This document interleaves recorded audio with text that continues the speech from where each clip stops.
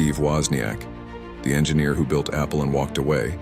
Opening scene, archival footage of 1970s Silicon Valley, garage doors opening, hum of soldering irons, the crackle of a radio. In the heart of Silicon Valley, long before smartphones, billion-dollar valuations, and tech empires, there was a quiet genius at work, a man with a soldering iron and a simple dream: to make computers fun. His name was Steve Wozniak.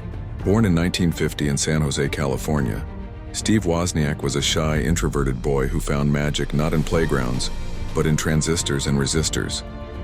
At just 12 years old, he built his first transistor radio from spare parts. While other kids dreamed of space travel or sports, Woz dreamed in circuitry, seeing logic boards the way composers see music, every wire a note, every chip a rhythm. When Woz met Steve Jobs in 1971, the spark was instant. Jobs was the dreamer, bold, persuasive, hungry to change the world. Woz was the builder, meticulous, inventive, content to stay behind the curtain. Together they formed a rare balance: vision and precision, imagination and engineering. In 1976, inside a modest Los Altos garage, history took shape. With scrap parts and limitless curiosity, Wozniak hand-built the Apple I. He sold his cherished Hewlett-Packard calculator to fund it. Jobs sold his Volkswagen van. Between them, just enough money and belief to start something revolutionary. The Apple II followed, sleek, colorful, user-friendly.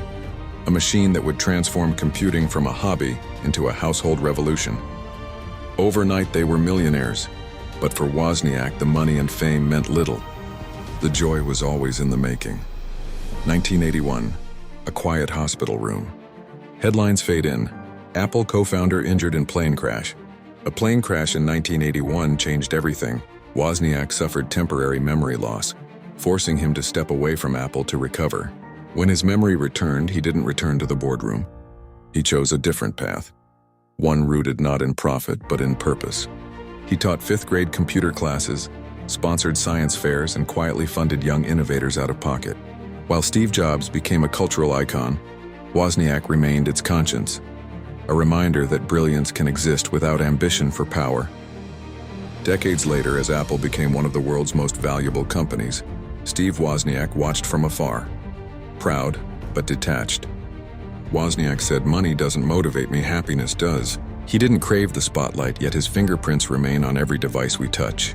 He built the foundation of a digital age and then walked away from its riches. Steve Wozniak, the engineer who built a revolution and stepped aside, proved something rare: that true innovation is not about control or credit, it's about curiosity. Sometimes the most brilliant mind in the room is the one too busy creating to care who's watching. Steve Wozniak, the engineer who built Apple and walked away.